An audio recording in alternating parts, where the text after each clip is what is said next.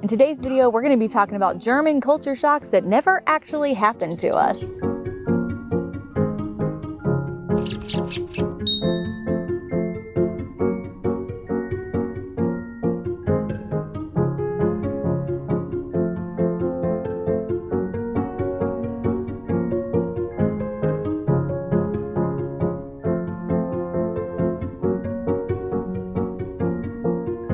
Hey everybody, welcome back to our channel. Hello. We're the McFalls, a family of 6 with 4 kids. A cat and a hamster. Who moved from the USA to Germany in February of 2021, which was a year and 5 months ago, right? Something 5 like months that. ago? Wow, almost a year and a half. And we are on location filming. Yes. We need microphones like we're on the news. It's not our backyard. Yeah, does this look like our backyard?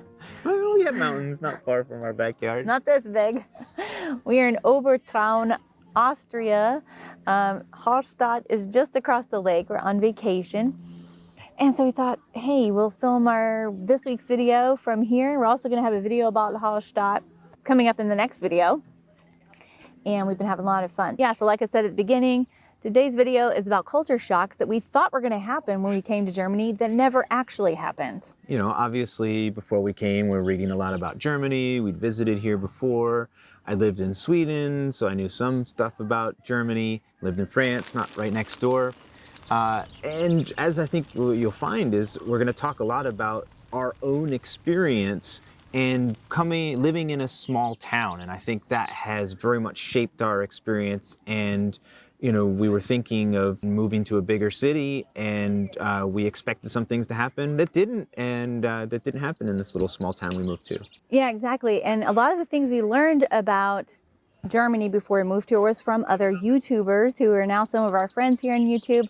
They have some awesome videos about their experiences. And I think a lot of the differences, like Kevin said, are the differences between living in a big city and a small town in Germany. The difference in what state you're in or the culture of that state, and also whether or not you have children really greatly affects your experience of moving to any foreign country. Yeah. But we were talking about Germany because that's what we've experienced. But all right, so number 1, we thought that Germans don't do small talk, and that also Germans can be sort of cold and unfriendly, and that it's hard to get to know them. And at least in our small town, we have not found that to be true at all. In fact, even from when we first moved there and we're total strangers to everyone, there were still people that we'd pass by on the streets, and still do today, who make small talk with us. And they talk about the weather, and they talk about the temperature and how much rain is coming or how much snow is coming, and or what vacation is happening, or you know what you're going to go and do on your vacation or whatever. Yeah, there's quite a lot of that goes on, just chit chat. Yeah, just chit chat. They'll ask about the kids. Of course, when we first moved there, nobody knew we had kids and they didn't know us. But as time has progressed and we know our neighbors and we know people that we see in town, they're always asking us about the kids and our family members back home and how is it going learning German. And this is all in German too. But yeah, we have found, at least in our town, and we do live in a small town in Bavaria in the mountains. Maybe that has something to do with it. I don't know. But people do small talk in our town. And another thing is people said that Germans were kind of cold and rude and Germans hard always to connect with. Yeah, hard to connect with. But that once you're friends with them, they're friends for life. So I came to... That's what we were expecting. Yeah. So I came to Germany just like, okay. We got to invest a year or two into this or whatever. Right. I've got to get involved in the local vereins. I've got to get involved in the schools. And then eventually we'll make friends. And I was going to be patient in making friends. And I knew once they're my friends, they're my friends. But the timeline was a lot faster than we expected. Yeah. So here's a funny story of how, so we were expecting Germans to be kind of cold and rude and not talking to strangers. Just the other week I was in Edeka by myself. The kids were at home with Kevin. And NSYNC started playing on the radio. And it was, bye, bye, bye.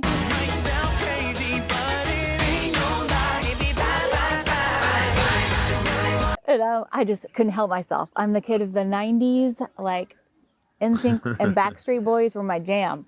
So I just automatically started singing. I couldn't help it. The girl in front of me, she turned and looked at me and she was nodded her head and she's like, mm-hmm. bye, bye, bye. And we're like standing in Utica doing the bye, bye, bye dance and singing and stuff. And I was like, who said Germans are cold and like aren't fun? And we had so much fun. She was laughing and giggling. And then I saw her again later on at the Feuerwehrfest we had in town. And I saw her at a parade in town, and she was like, oh, you're the girl from Utica. Yes, I am. And of course, she lives in our town. And anyway, I made a friend right away. I guess you wouldn't call it a friend, but Acquaintance. yeah. And I made an acquaintance. And that's what you weren't supposed to have in Germany. You're not supposed to have just these casual acquaintances where you don't have any connection to them. And, you're supposed to either be really deeply friends with them or ignore them, That's what we were expecting. And yeah, I just haven't found that to be true at all for us. So then number 2 is that Germans don't say hello to strangers. And again, that's something that absolutely has not been the case for us. Everybody, there's always grüß dich, grüß euch, servus, grüß Ciao, Gott. grüß Gott. Every time you pass there's a ton of different ways to say hello. Yeah. And every time you pass somebody on the street in town or on our street, always say hi. Yes, people do not pass you by in our town without looking at you straight in the eye and saying something. servus. Hello. In fact, it seems rude if you don't in our town if you don't say hello to someone. So yeah, you say totally. Whether it's walking down the path going into town or on your street or down in town, everybody is saying hi. And that's what I'm used to coming from the South, also in the U.S. Everybody says hello to everyone. They ask. There's this funny phrase we say, how's your mama and them? How's your mama and them? And so like you ask people how they're doing. Said that. Kevin's not from the South, so. But it's common. You ask, how's your family? How's everybody doing? I mean, in some ways it's a little fake because you're just supposed to say fine and keep on walking, And of course you do that with strangers. You're not going to tell them like, I just got a divorce and start crying or something, but... But still, when we first moved to Germany and we were feeling lonely and just scared and like, oh my God, what have we done? Just for someone to walk by you on the street and acknowledge your existence and you not feel invisible, there was something about that made me feel better. We felt very welcomed and invited. Yeah, I felt like I lived there. I mean, we did live there, but I felt like I'd lived there longer than we had lived there. Yeah. And it gave us a sense of ease and calm, and also with having children, it also helps to know that people are watching out for us. The community is helping keep watch of our children, and it makes the town feel safer. I don't know, I really like it. So number 3 kind of goes with the other 2, that we had heard that Germans don't smile at you when passing by. They don't smile at strangers. And again, that hasn't been true at all for us in our town. Of course, there's some people who pass you by who don't smile. Yeah. There's Americans who do that as well. It depends on what part of America you're in. But yeah, I mean, we got to know the people in our grocery store were some of our first acquaintances we had in the town, because every time we'd go to Utica, they would smile at us with our kids and, say servus. And then they would start asking about the kids and where are you from? And they would always smile. They were always smiling. Always friendly. So number 4 is we'd heard it takes a long time to form relationships with Germans. And we sort of mentioned that already at the beginning. I don't know. We made very close friends, especially one family that is 100% German. They're Bavarian through and through, born and raised there. And they're probably our best friends, and they live on our street. And our kids play together all the time, so I think that plays a role, the kid connection. The kid connection helps a ton. And then, then there's other people that we've gotten close to pretty quickly, but they're like half German, half American, so we sort of already have something in common, so that's kind of to be expected, but still, there's plenty of other Germans, especially through the kindergarten, where you have something there in common and already you feel connected. But that's something that we've heard from a lot of people, is that kindergarten is where you set your relationship for life almost. In Germany. In Germany, that kids that are in your group, you're going to be all the way through a Grundschule with them, and you make friends there and you stay friends with them for quite a long time. Yeah, and I can see that already forming. We've got a good group of mom friends, and the kids are friends through the kindergarten. I can see how I'm really happy that we came to Germany while we still had at least one kid to get into in kindergarten. Yeah, because that's really helping to connect us to the town. So that's why we think, and we're going to do a video on this later too, how kids, it's harder when you move abroad with children. It's really hard at first, but later on, having children make it easier. Yeah, it pays off. And I've had other friends that have lived in bigger cities in Germany that are foreigners, have come here, and they've lived here for multiple years and never really felt like they connected with any Germans. Oftentimes, I always experience that being an expat, that you always congregate to the expats and you make the foreigners and the others, and you make connections with them. And it's harder to get to know the locals. But like I said, we haven't had that experience. We've made many friends through the people that we met. But like I said, my other friends that we know that have been in bigger cities haven't had the same experience we have. So I think it's maybe partially, big city versus smaller places. And also I've heard a lot of people say that in Bavaria too, that there's a bit more of a friendliness. More openness. Maybe. And number 5 is that we assume that pretty much everyone, I know this is silly, lives in apartments, and there aren't that many homes in Germany. And we didn't realize that outside of the big cities, the stuff you don't see in the movies, basically, many people are in homes, or they're in duplexes.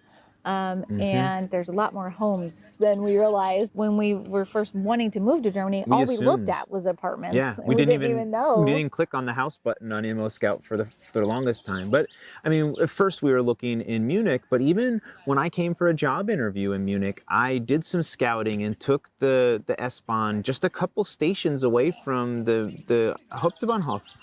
And I walked around a little town right off the S-Bahn, and there were just neighborhoods and houses here and there, and houses with chickens in the backyard and stuff, just right off the S-Bahn, not very far away from downtown Munich. So, we imagined, this big high rise with just apartment buildings, and there aren't, I don't know, we haven't seen that certainly in our town, but it doesn't seem even in Munich that there's a lot of smaller, sprawling places than, just big apartment buildings. Right. And like you said, having duplexes or something like that, like on our street, it's a great mixture of single family homes like the one that we have, as well as multiple family homes, but in just 2 stories. Or maybe 3 is the one next to us, 3 stories. There's 5 apartments in the building next to us, and I think it may be 3 stories. But, so there's a mixture on our street of people, income levels, of economic backgrounds. And so, really those, I guess they're considered apartments. I don't know, maybe a duplex, we would probably call it a duplex in America. Yes. But yeah, it wasn't just only apartments. There's a lot of homes and other options that we didn't really think about. So that was really great for us. We were worried about having to move into this small apartment and keeping our kids quiet and all of that. Not vacuuming on Sundays and stuff like that. Sometimes you have to vacuum on Sunday when your kids spill cereal all over the floor. Yeah. Number 6 was that Germany has very high taxes and it's too expensive to live here. That's a big myth that many Americans think. And for more details on that, you should definitely go check out our video from a couple of weeks ago. Yeah. And I will link it in the description box below and put it up here in the card. But we have found that living in Germany is actually cheaper, especially for families, than it was in the U.S. I mean, the taxes are high, and that's one thing. We're going through our first tax season, so we'll figure out, exactly what percentage we've been paying and stuff. And so, yeah, it does appear as the taxes are higher, but what you get back makes living here easier. Makes up for it. Makes up for it. All the Kindergeld and all these things that, like Sarah said, that other video that we've already done. So it hasn't been as expensive as we thought. Perhaps also because we're not living in Munich. I don't know, but we're still living in a pretty touristy, expensive place, in Bavaria. So, that one we expected, that to be harder to make our money go as far as we had hoped it would. Number 7, the last one, is that Germans don't dress casually. I'd seen all these YouTube videos of people saying, Americans don't come here wearing yoga pants, don't wear sweatshirts, don't wear casual clothes, that you're always going to see a German in trousers or jeans or a nicer shirt, not a t-shirt. We haven't seen that at all. I've seen lots of people walk into the grocery store, many women in yoga pants, yoga tops. I've seen people in total hoodies and sweatshirts, and not pajamas. I mean, you do see people walking around in pajamas in the US, which is ridiculous. You look like a bum if you're walking around in pajamas. But I mean, where we live, everybody walks around in like hiking gear or comfortable Yes. walking clothes and stuff. Yeah, but I've even seen yoga pants too. Heavy. Okay, sure. But yeah, you can tell there's some people who are coming in the store right from the trail or right from biking, and they've got their outdoor gear on. That's totally different, I feel like, than wearing sweatshirts and sweatpants. And I don't know. I've Maybe seen that. maybe that's a Corona thing too. That everyone's working from home and not going to the office. I mean, I know Maybe Corona did change that. I haven't worn trousers in 2 years because of Corona. Yeah, You know, if I was just actually work at going home. to the office, I'd be wearing nicer clothes. But Yes, yeah, that's true. So that could play a role. But yeah, you don't see very well dressed people. Again, maybe in the cities it's more fashionable, perhaps. I don't know. Yeah. But around where we live, everyone dresses We're in a very little tiny comfortably. dwarf, so Yeah. everything's different in a small town. So the culture shocks that we actually experienced, I'll link that video in the description box below and in the card above. So there were plenty of those too. There were plenty, yes. And most of them had to do with school. There were tons of school adjustments. Getting the kids all settled and all that, yeah. And we have a whole series on that I'll link for you. And I mean, yeah, so basically I would say if you're planning on moving abroad or even just traveling abroad for a while, maybe studying abroad as a student, just come with a very open mind. Definitely watch these other YouTube videos and see, you know, what everybody's saying about the culture, but then also go in knowing, who knows? I mean, don't... They might not be true for me in my experience. Right. Because people may respond to you differently than they responded to that other person on YouTube. And you just never know. It's your personality mixing with the culture that makes the difference as well, and your culture. So it's going to be a different experience for everyone. So yeah, just come with an open mind and think the best and believe the best about people. And I think you'll have a good experience. All right, so that's all we have for you today. Hope you enjoyed this video. Give it a like if you did. We'd love if you'd subscribe. And we will see you in the next video. Servus. Servus.